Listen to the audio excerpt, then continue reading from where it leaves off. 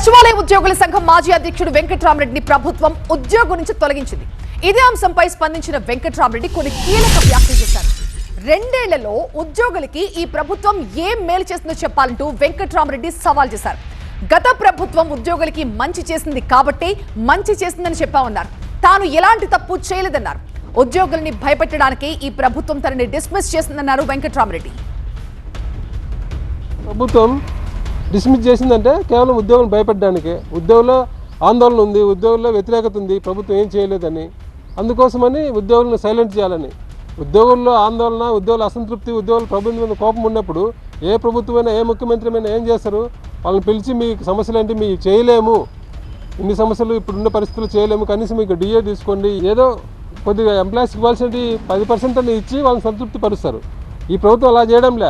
ఉద్యోగులు అనగదొక్కాలా, ఉక్కుపాదంతో అనగదొక్కాలా, వాళ్ళు ఏమో మాట్లాడకూడదు, వాళ్ళు భయపడాలా అంటే ఎవరో ఒకరిని బలి చేయాలా, ఎవరో ఒకరి మీద యాక్షన్ తీసుకోవాలని ఒక్క దురుద్దేశంతో తీసుకున్న నిర్ణయమే తప్ప దీంట్లో ఎలాంటి ఆధారాలు లేదు. నేను తప్పు చేసినానికి ఎలాంటి ఆధారం లేదు, నేను ఎలాంటి తప్పు చేయలేదు. గత ప్రభుత్వం బాగా చేసింది ఉద్యోగులు కాబట్టి మంచి చేసిందని చెప్పినాము. ఈ ప్రభుత్వం 2 ఏళ్ళు ఏదో చేస్తే ఈ ప్రభుత్వం కూడా మంచి చేసిందంటాం. ఏం చేసింది? ఏం చేయలేదు కదా. 2 ఏళ్ళు అయింది ప్రభుత్వం వచ్చి. 2 ఏళ్లలో ఉద్యోగులు చేసిన ఒక్క మేలు నేను సవాల్ చేస్తున్నా.